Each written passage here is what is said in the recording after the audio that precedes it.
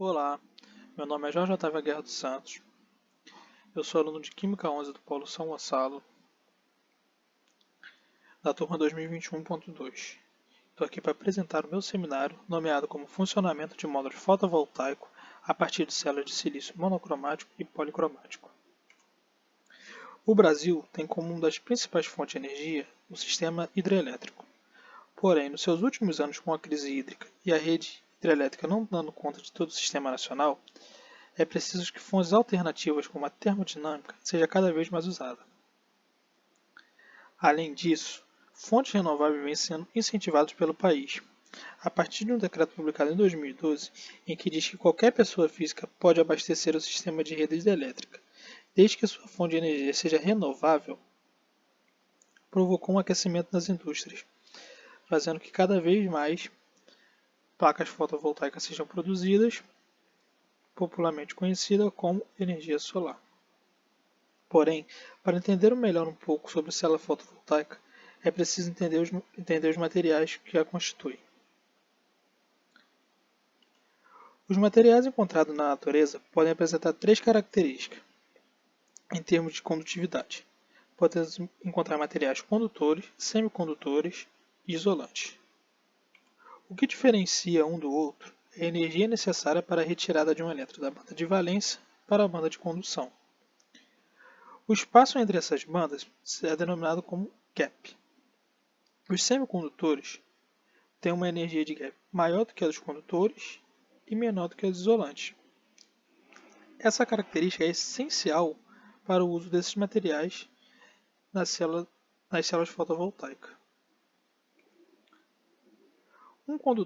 Um semicondutor que pode ser destacado é o silício. Uma característica dele é que ele é tetravalente. Como um semicondutor, sua característica energética muda com o aumento da temperatura. Com isso, fica mais fácil os elétrons saírem da banda de valência e ir para a banda de condução. Quando ligado entre ele, ocorre o compartilhamento de elétrons.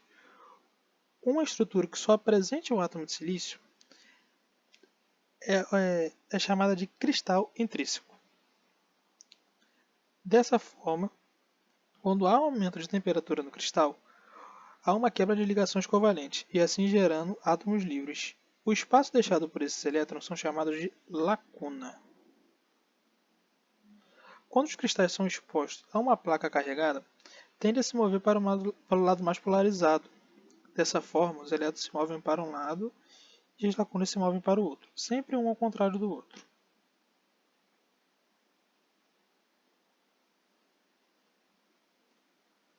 Porém, se tratando de um cristal de silício intrínseco, ele não apresenta uma boa condução. Dessa forma, há alguns processos com a fim de se melhorar a condução eletrônica desse material. Um processo mais conhecido é chamado de dopagem. A dopagem pode apresentar dois processos. A dopagem do tipo P, que é quando há a inserção de um átomo com deficiência de elétrons. No caso, um tetravalente. O átomo de boro e índio pode ser tanto aplicado ao átomo de boro ou índio. Depende da disponibilidade do material. Devido à falta de elétrons, a adição do boro gera o que chamamos de lacuna. Este espaço vazio pode ser ocupado por elétrons vizinhos, fazendo com que a lacuna se desloque, assim como no cristal intrínseco. A dopagem do tipo N, ao contrário do tipo P, ocorre no átomo com excesso de elétrons, sendo ele um pentavalente. O fósforo é um dos mais utilizados nessa aplicação. Essa sobra faz com que os elétrons estejam fracamente ligados a seu átomo de origem, permitindo que eles passem para uma banda de condução facilmente. Assim, quando o material passa por um processo de dopagem, a energia de gap diminui. Podemos ver a energia de gap do tipo N e do tipo P. Quando há a junção do tipo PN, surge um campo elétrico permanente na região da junção. Esse campo elétrico se forma devido ao fluxo de elétrons livres do lado N para o lado P, tornando o lado N positivamente carregado e o lado P negativamente carregado.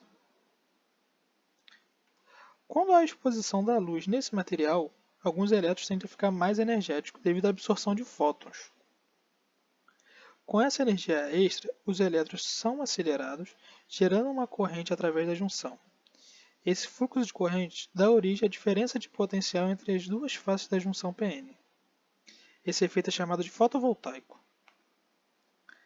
Para a finalidade na obtenção de energia, é preciso que um dispositivo seja conectado a cada lado da célula, fazendo com que se crie um circuito de energia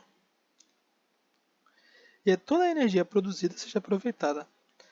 Vale ressaltar que esse tipo de energia não consome o material e assim acaba tendo módulos bem duradouros. Aqui no Brasil, costuma-se ter garantia desses módulos de até 25 anos. Um módulo em si gera pouca energia,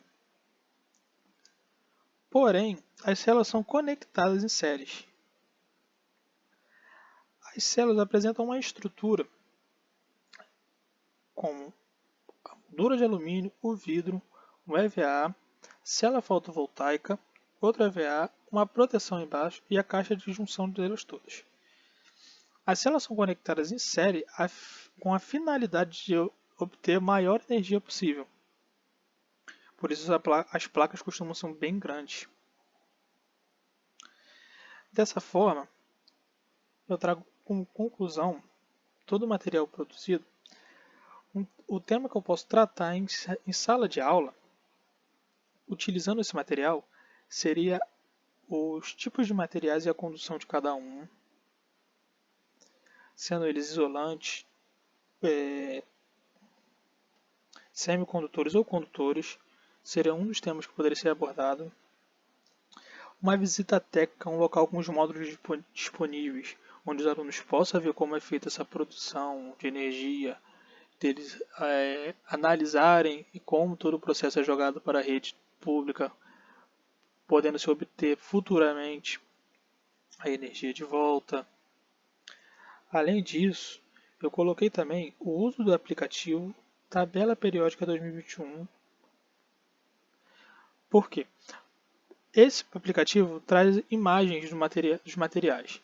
Então, um aluno, através dele, poderia ver como o silício é na sua fase natural, sem um processo químico, sem um processo de indústria, como meio ilustrativo mais esse aplicativo.